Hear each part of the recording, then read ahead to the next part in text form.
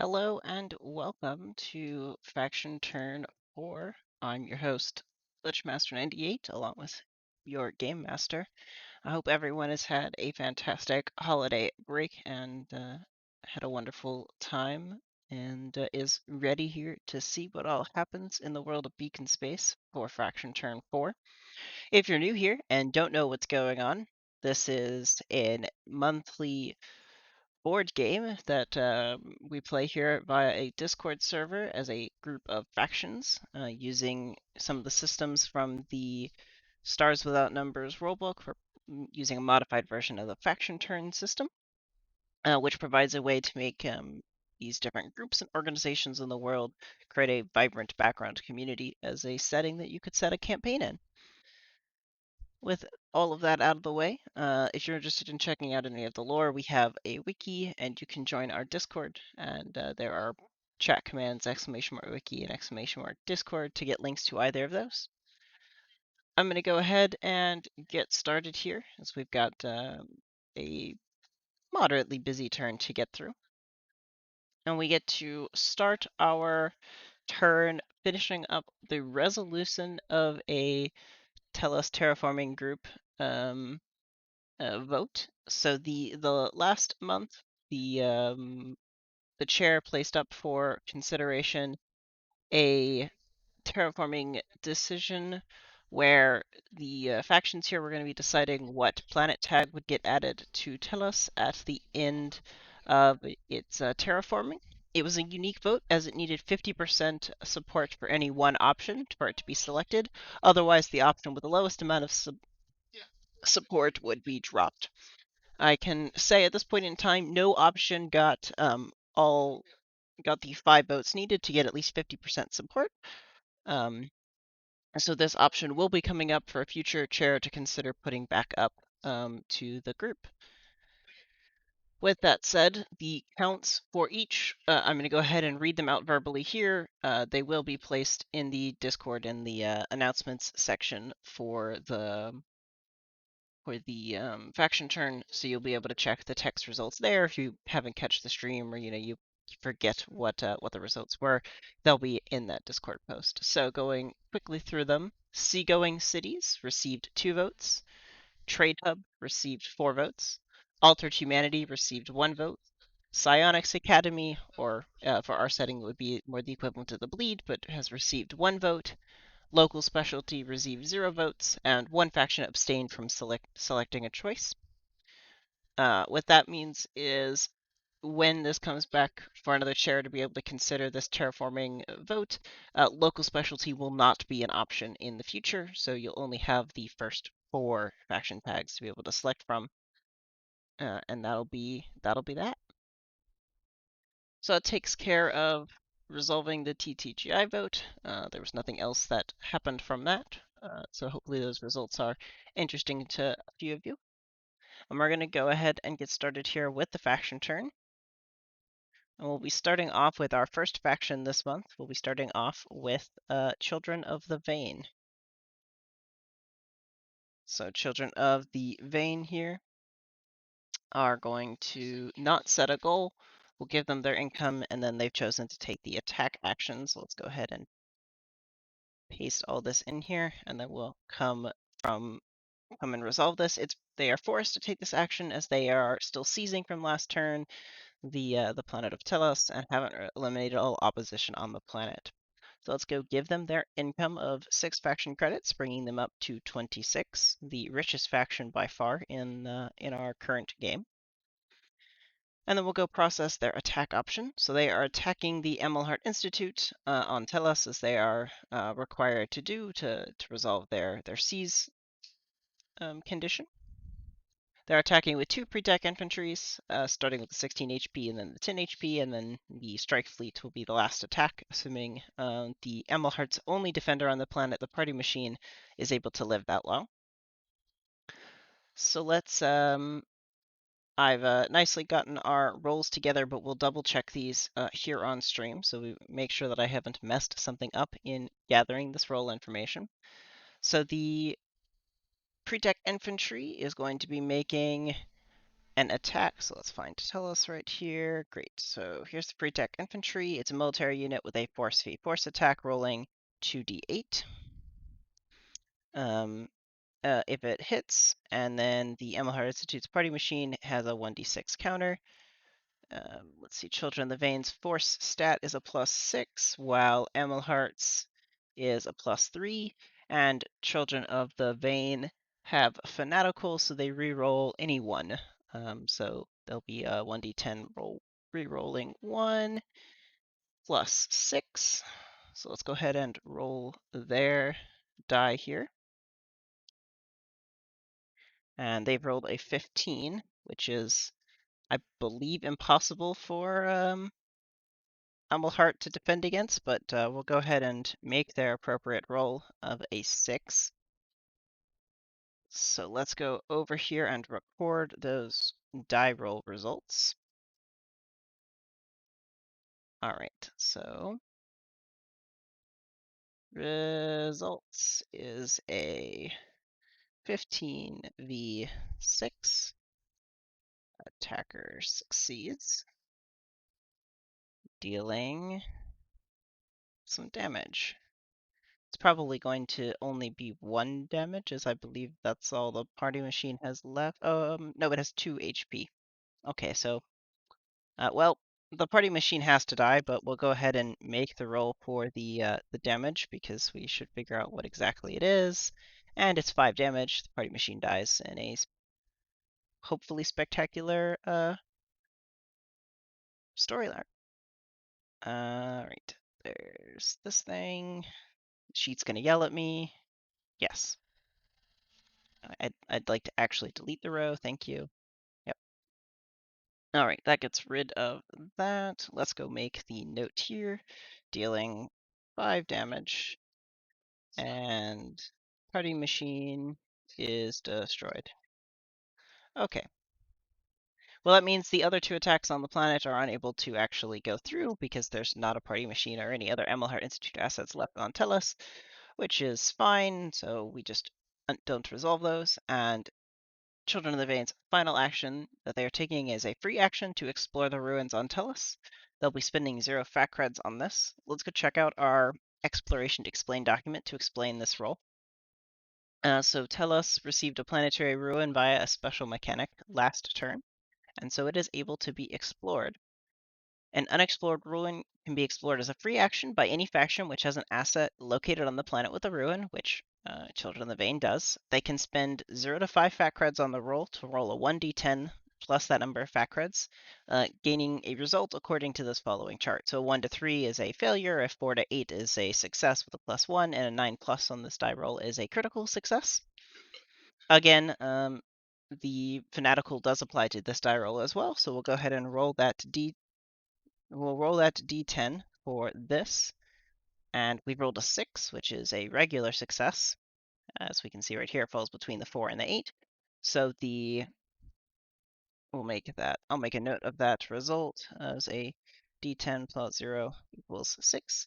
And then we're going to come over to Tellus on our planet map right here, scroll over to its notes, and bump the ruin up to 1.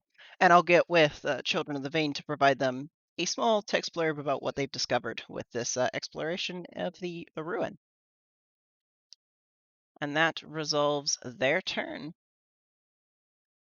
And so we'll move on right along to our second faction for this turn, which is the Starlit Court. Before their turn proper starts, they are going to spend some experience, because you have to do that at the start of your turn, to boost their wealth to XP2, and then they'll be taking the exploration goal. So let's go charge them their 2 experience, bringing them down to 5, and then their wealth stat bumps up to 2 right there. So that takes care of that. We then give them their income of 3 faction credits, bringing them up to 4, and they've selected the exploration goal. On their turn, they're going to be moving a strike fleet. As I bump over to this map view of the world, they're moving a strike fleet that they currently have sitting out here in 1705 into 1604 at the point of interest right here, which is a valid move for the strike fleet, being 2 hexes away. They also apparently have another asset in this area on another planet. Quite fun. So let's relocate that strike fleet of theirs at the cost of 1 fat cred for the normal movement, and then a second for the I believe the strike fleet cost 1 to move, and then 1 additional for the moving into a POI hex. So that's, yep, 2 fat creds. We'll go charge them, bringing them down to 2 faction credits. So let's go move that asset of theirs, 1705 right here, and they are moving to 1604. And then they're going to be taking the explore action on this planet, going back to exploration to explain. This is a roll 1d10 plus the stat of the asset. A strike fleet is a force asset, so 1d10 plus 4 for them. Let's make that roll. D10 plus 4, giving them a 9. The difficulty of this roll, I should have determined beforehand, is, well, it's going to be 14 for this for sure, because it's, oh, sorry, no, they have the 1 right next to them, so it's a difficulty of 10, because this planet is named. Nope, this is space. I am unable to read that correctly, apparently. So since that's space, that's not a thing. The nearest planet they have, it looks like, is right over here, perhaps planets B, which is 1, 2, 3, 4 hexes away. Either way, it looks like it's 4 hexes, so that'll be a difficulty of 14 on that roll. So they have failed, which they probably expected with that case. So they're going to choose to succeed at a cost, where they're going to take 1d4 damage. So let's see how much damage they take.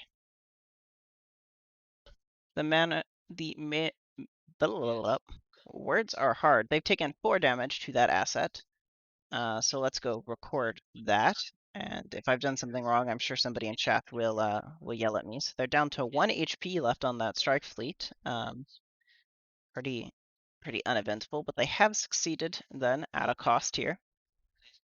So let me double check. And cool, that wraps up that bit. So now let's see how many planets are in the system, rolling a d6.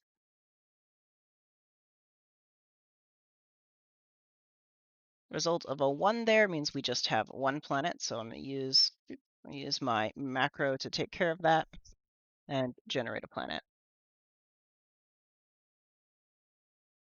Okay, and now we could do the annoying thing where I pull this off to the side so that I can actually type it into the planet map. And I have seen a note that I forgot to upgrade CV's Children of the Veins Seas Clock, so I will take care of that immediately after I finish adding this planet in. So this was in 1604, right here. HIJ. It looks like we're on planet K, which is exciting. Okay, the mech tag of this planet is once per turn, heal an asset for 1 HP. It has a population of tens of millions. Yes, that's fine. I want to edit the sheet. It's TL2. It has an airless atmosphere with a burning temperature, a remnant biosphere. No notes to be added. It has former warriors and bubble cities. Well, that makes a lot of sense given how disastrous this planet looks to be to live on. But yeah, that's Planet K out here. And then the ruins roll was a 6. Let me pull that back over so people can take a look at it. So unfortunately, there's no ruins here. Does Planet K already exist? Did I miss it in my skimming? Oh, so this is the one I just added. It does. ACD, AVH, HIJ, KLM. So is M the next planet? I should somebody remind me at the end of the stream to make a note of the last planet letter that I've done so that I don't have to say the alphabet on stream to figure out what planet name is next. But that takes care of that then. Let's go.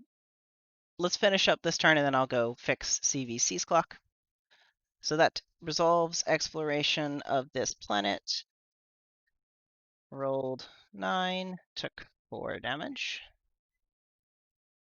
And then that that resolves that.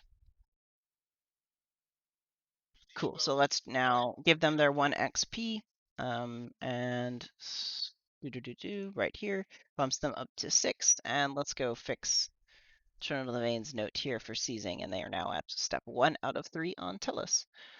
Cool. Well, that finishes up both of those turns. Thanks, chat, for keeping me honest on not skipping a step there. And then we'll move on to the, I think I can,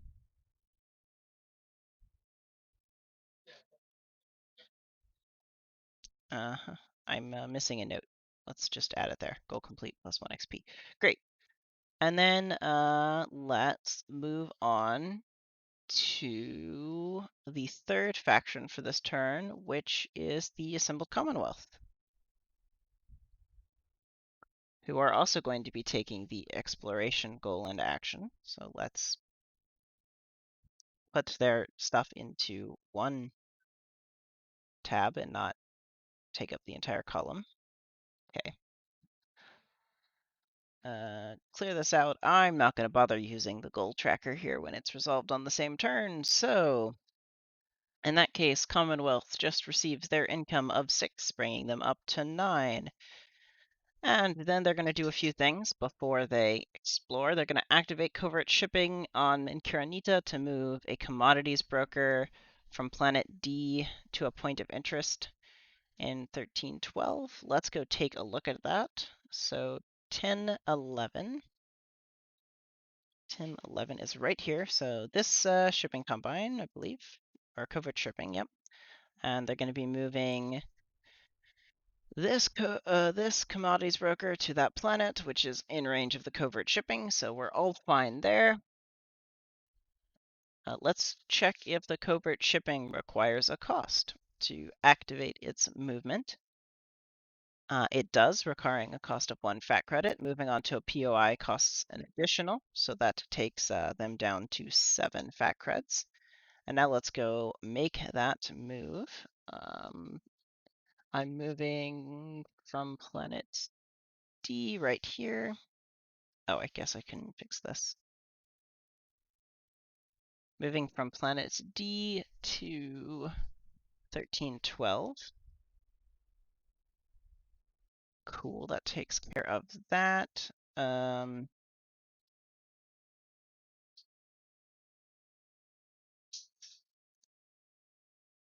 And I've seen a note about the exploration reward. I think you're right, it is 2 XP. And this should be 7. So let me just go fix some notes. And there we go. And I need to fix, then this tracker needs to say 2 as well, and we'll fix the other one later.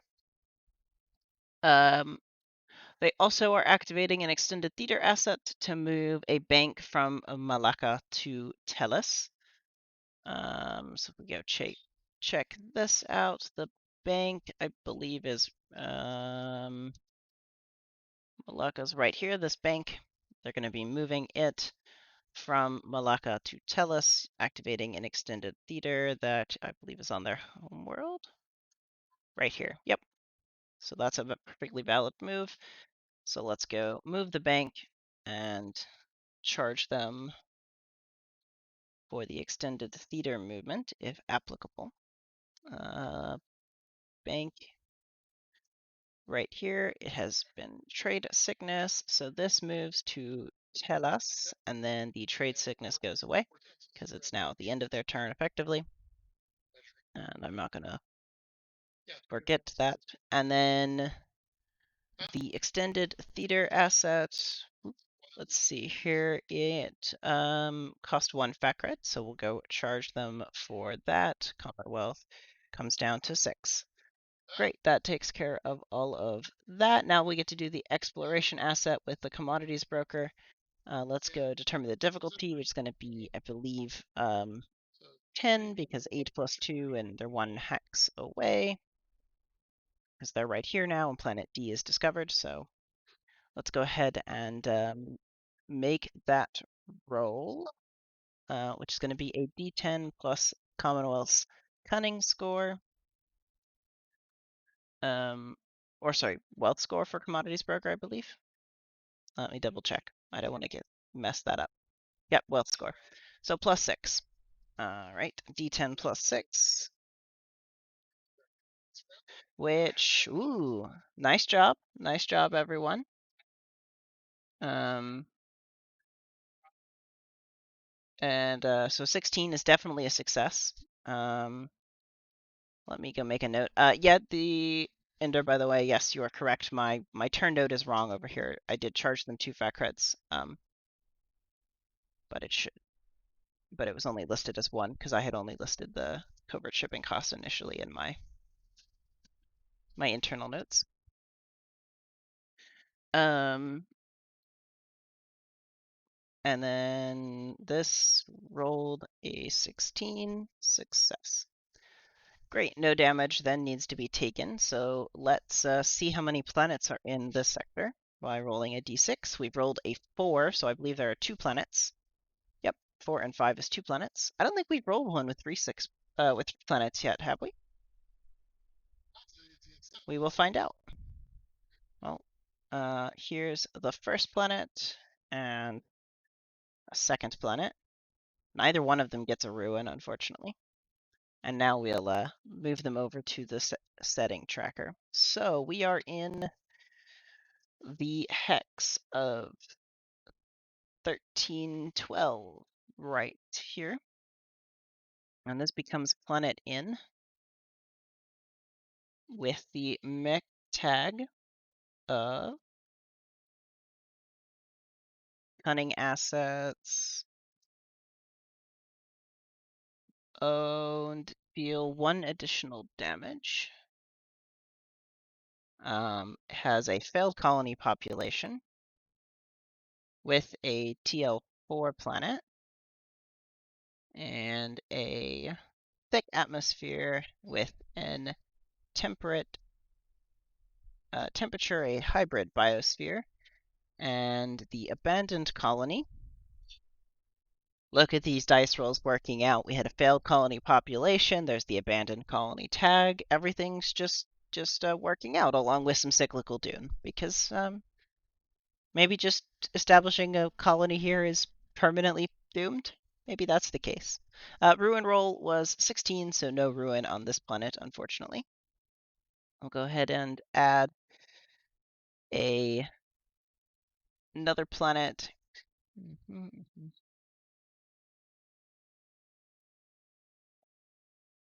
O is the correct planet here. I need the alphabet, otherwise I'm going to keep singing it on stream, and that's just continuously embarrassing. This one says that the planetary governor controller wins ties and attacks for defense rolls on their planet, which is a nice thing. There's an outpost's worth of population that is TL4 on an airless world with a frozen temperature and an immiscible biosphere, which has the tags a cultural power and eugenics cult. Yeah, we're creating great vacation spots in the sector, for sure.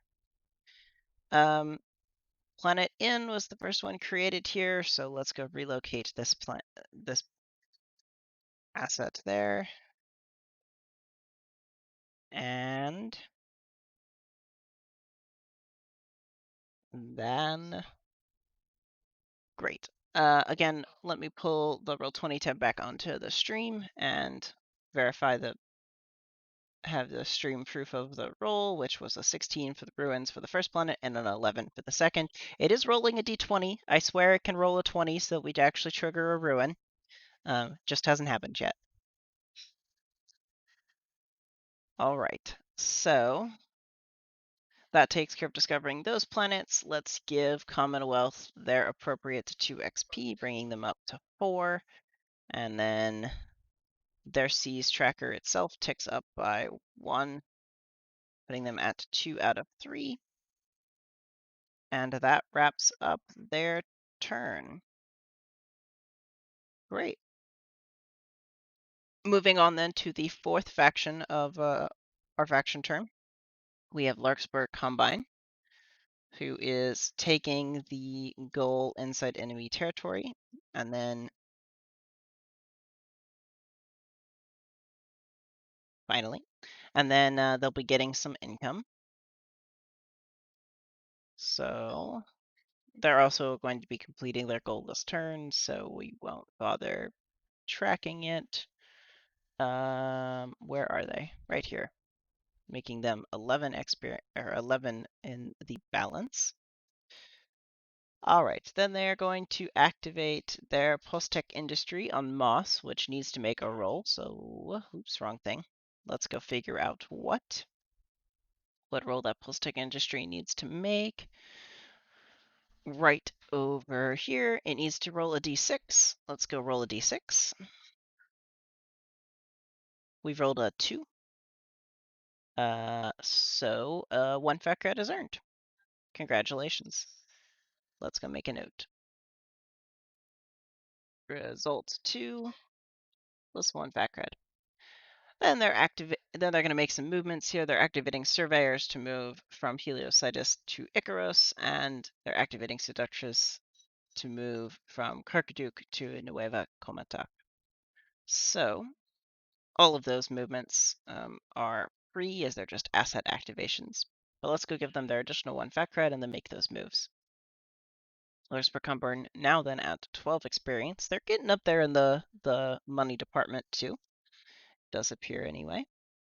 All right, Surveyor. Let me find it. It's on. Actually, let me sort by owner here. This will be easier to go by. So we're starting with a Surveyor, which needs to move to Icaros. And then these 2 things on Karkaduk are moving to Nueva Comata. Cuauhtémoc, I believe is the correct pronunciation. Excuse me. That takes care of that. That's 3 stealth assets on a new world that solves inside enemy territory, and that gives +2 experience to Larkspur Combine, putting them at 6. I don't believe that's noted here, so great. That takes care then of their turn. So let's go to the next faction of Ascent, who is 5th this faction turn. They're going to be taking the Expand Influence goal. But before they do so, they are going to be exploring the ruin on Tellus. So let's give them, they're taking an income of 4, bringing them up to 10. They're now spending 1 fat cred on the ruins roll, bringing them down to 9. Checking that out right here. Or, sorry, I'm ahead of myself. They're not spending anything on the ruins roll. They're going to be expanding influence, which will cost them that amount of money in a second, but we'll get to there. So let's go roll the ruins roll. So that's just a flat d10 for them. They rolled a 9, which is quite nice because a 9 plus is a critical success. So they have added a +2 to the ruins tracker for Tellus. Right here. So that puts that ruins tracker at 3 out of 8 before it is fully discovered. And then they'll be expanding influence, so now I'll appropriately charge them their 1 faction credit, leaving them with 9 faction credits. Now they're going to be expanding onto Tellus, which has some other factions on World right here. In fact,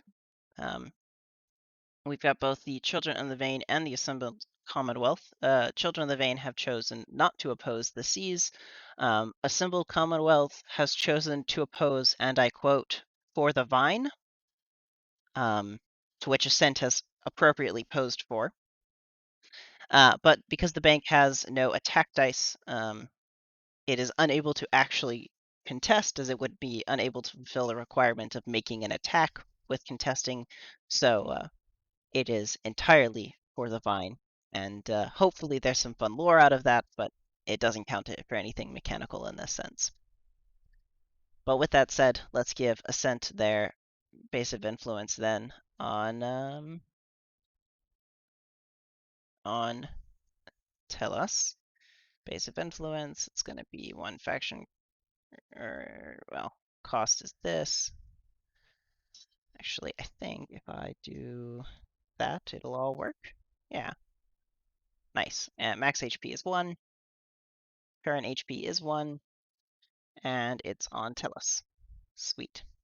I'll need to fix some automatic sheet sorting locations, but I can take care of that after the stream.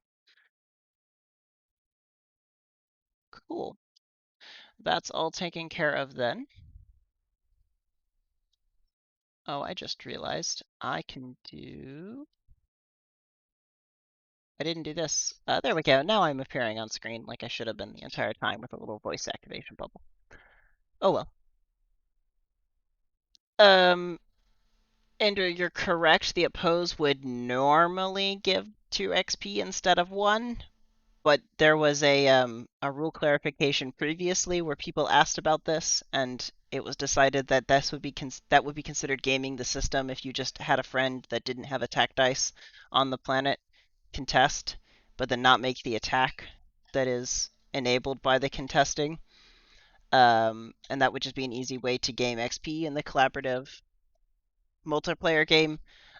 So it does not count if you cannot make the attack. Yeah, no, I had Commonwealth asked, and we double checked the rules on that to make sure that how all of that worked out. Because yeah, otherwise it's just an easy way to gain a free XP if you just brought a friend along. So Ascent ends up with 7 XP to end their turn. Still a reasonable balance. So I believe that wraps up their turn, which it does according to my list of things to do. For our note, Emelhard Institute, which started an asset here, was asked, but their result is not relevant given that they don't have an asset here at this time. Speaking of them, they are 6th, and our next faction that we're going to be considering. And they're going to be taking the Seas Planet goal along with that action, which won't complete on this same turn. So we will go make a note. There they are. Planetary Seizure. Let's give them their income of 5, bringing them up to 14. And then they had an order in here to explore the ruin on Tellus. It is invalid as they no longer have an asset there, so we unfortunately won't be able to take that free action. Then they're going to start the Seas of Longza, which if we come over here, and I believe this is now sorted by planets, they are the only one on, so they can start that Seas unopposed. So we'll come back here and make a note. Seas of Longza is at 1 out of 3. And then finally, they're going to activate covert shipping to move a commodities broker to 1615 POI. So let's go locate all of their assets and find out where their covert shipping is. Yeah, it is a covert shipping and not shipping common. So purchase sickness goes away because that was resolved out this turn. Ingrid, it's on Ingrid, and I believe the commodities broker is also here. So this is then moving to the 0615 point of interest. We'll go onto the map here to just verify that that's a perfectly valid move. Ingrid is 712, which is right over here. And they're going from here to there, which looks to be 3 hexes. 1, 2, 3. Yep. Can a covert shipping move that far? Let's double check. Covert shipping is up at the top of this list. Within 3 hexes. So yep, Special Forces asset, which I believe the commodities broker is.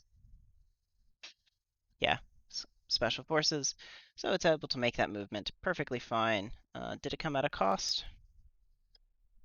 1 fact cred, plus the additional fact cred cost for moving into a POI results in a total cost of 2. So that takes them down to 12. And let me go make sure that this cost is appropriately updated. So that finishes Emelhart's turn out, which is exciting. And we are then on to the next faction. Tahora Fai, coming in 7th this faction turn.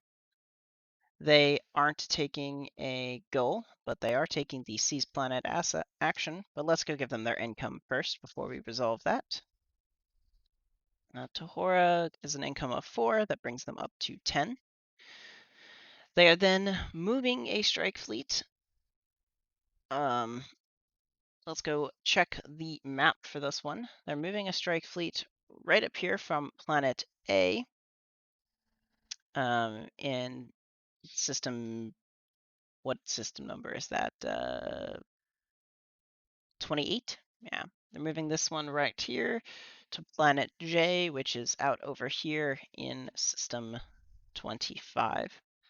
2 hexes away, that strike fleet can make the move perfectly fine at a cost of 1 fact cred. So let's go charge them for that. That brings their balance down to 9. And then let's go make the move. Things were sorted by over here, so this is going to be on planet A, right over here. Let's find their strike fleet, and it's moving out to planet J. And then they are taking the seize action to seize that planet. They're the only one with an asset there, so they get the seize off without any opposition possible. So seize of planet J is now at 1 of 3.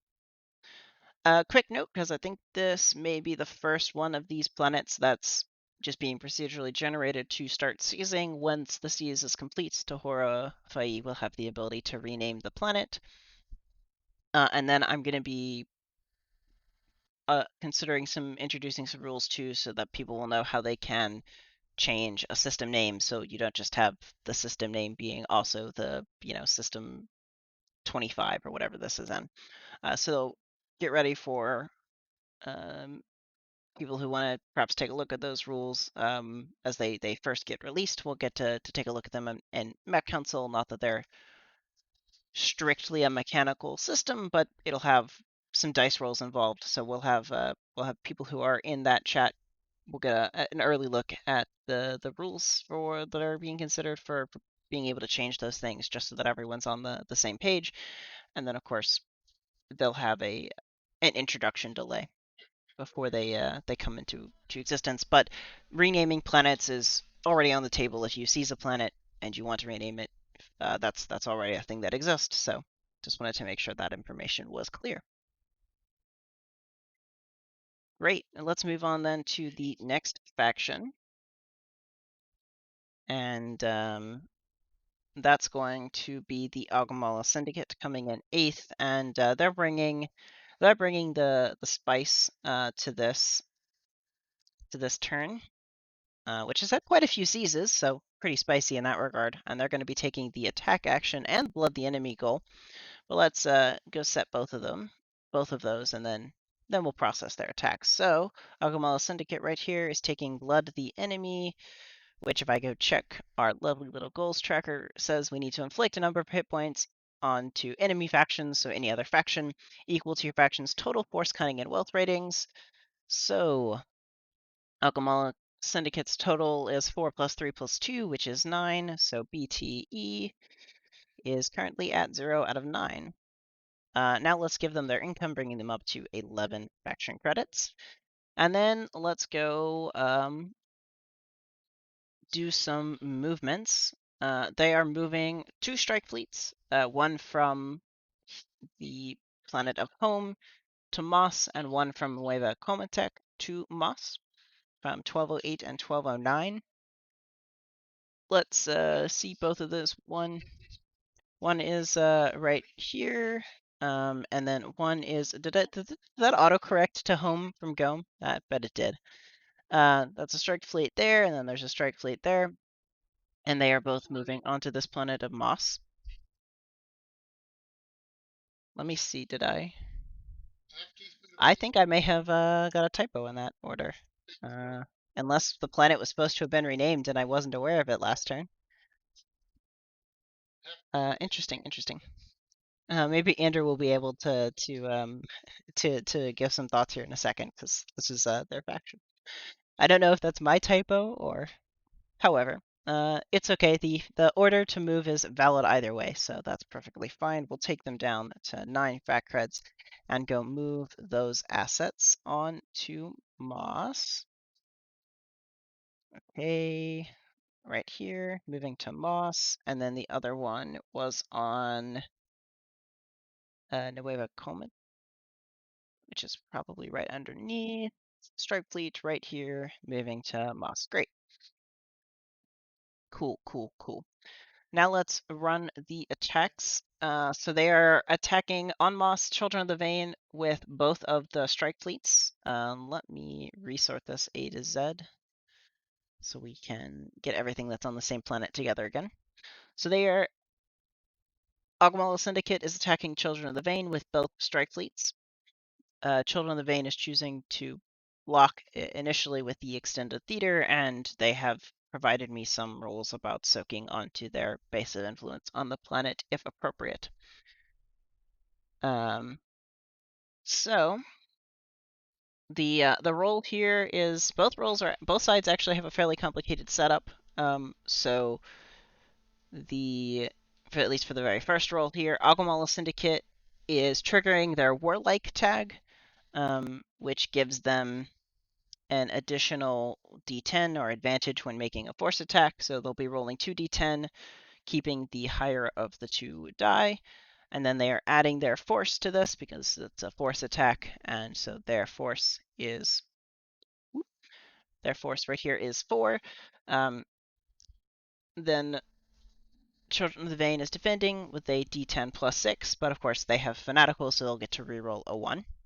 So let's go make these 2 rolls. So first one for the Agumala Syndicate, as we should roll the attacker first. And they've rolled an 11. And the defense against this from the Children of the Vein is a 13, with both factions rolling a 7 on the die. That's pretty interesting. So then let's go. There's no counter damage possible, so that's fine. Let's just go roll the second attack here right away. The second attack is essentially the same as the first, except for the fact that the war like tag goes away. So let's roll Alcohol Syndicates, which is a 7, and I think that means that we need to roll a double 1 in order for this attack to succeed, which doesn't happen. It's a 14, so that results in failures of attacks for both of them from Agumala Syndicate. Let me go make notes on the faction turn so people know what was rolled here. Result was an 11 via 13, and this result was a 7 v a 14. No counter damage either way, as the extended theater doesn't have counter damage dice. So that takes care of both of those attacks. Quite unfortunate results for the Syndicate. They still do have one last attack. They are attacking the Larkspur Combine with Informers on Nueva Comatuk, and this attack isn't strictly being defended, but it's a fairly interesting attack as Informers have a special attack type. Um, in this case, it's a cunning versus cunning attack, and if the syndicate is successful, all stealth assets on Nueva Comatuk belonging to Larkspur Combine would be revealed. Um, and again, you can, because you're just targeting a faction, you can target a faction on that doesn't need to be present on the planet, and the attack is still rolled.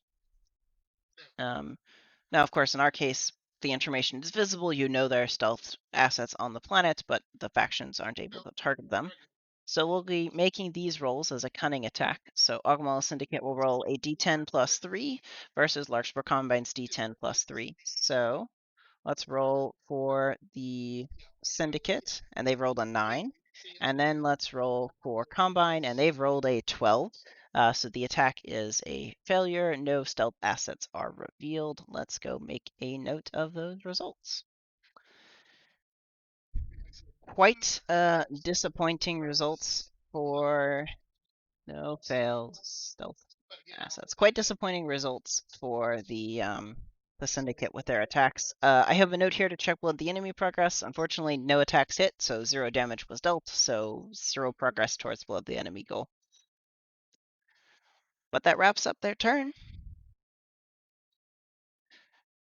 Perhaps not as exciting as they were hoping for, but not all turns can be. Our final faction this turn is Concord and Mutual Domain. They are certainly not least.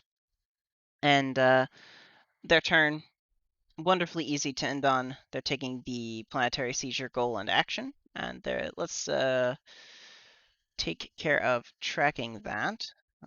Planetary Seizure, let's give them their income, which brings them up to 13.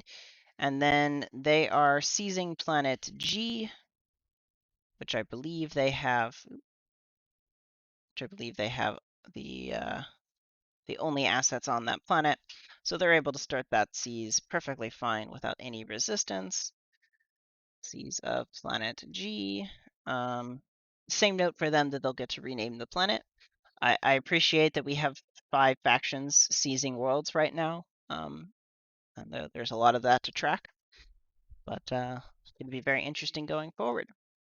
So that takes care of setting up all of our factions, all of their actions from this turn. I don't believe we have anything else. If anybody in chat thinks I've missed something for your faction, please let me know. I'll give you a minute or so to review that while I double check what all I have left to do. Let's see if I switch over to this screen. Yeah, I can do that. That's fine. Well, I guess it's not really breaking news. Let me update that lower third text. Where is it?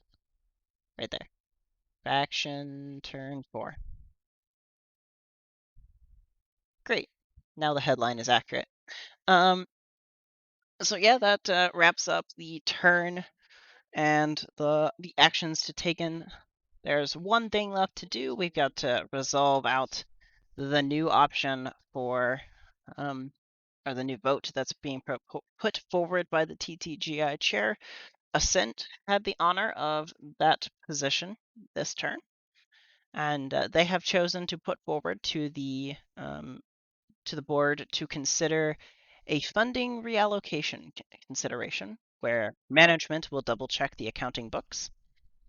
The 2 options factions have to select between are either 3 unique random factions gain 1 faction credit, or 6 unique random factions lose 1 faction credit. However, the Tellus terraforming clock increases by 1. And the lore about this will be something along the lines of management either requiring an investment to meet standards or being able to provide some cash that they found in the accounting books to the faction. So those will be the two options. Again, that'll be placed in the Discord as well, so that there's a text version of that for people to double check. They don't have to, refer to this portion of the stream, which is pretty nice. And then I think that wraps up everything for this stream. Since I'm not seeing anybody suggest that I've messed something. If I have, please let me know. Have your faction reps reach out. Mistakes do get occasionally made on the spreadsheet, as we've caught a few as I was in the process of tracking that today. Important dates coming forward. The next lore stream is planned for January 23rd. If anything comes up that would need to change that, I'll let you know. But for right now, that's the current target date. And the current target date for Faction Turn 4 will be February 6th. So turn orders will be due on the 4th, and trade lock will be on the 3rd of February, respectively.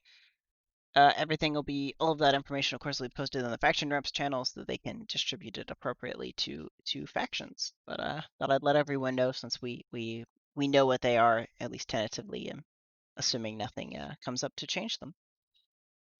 I hope everyone enjoyed Faction Turn 4. I'm looking forward to some of the stories about the different conflicts that happened this turn, and I'm interested to see all the different planets that get seized and what happens from there. And then again, if you're interested in seeing the rules that are going to come out shortly for being able to modify the system aims and a few other elements of the map that mostly just impact the lore of the world around us, make sure you've joined into the faction or mechanical reps, whatever the name is, of the tag.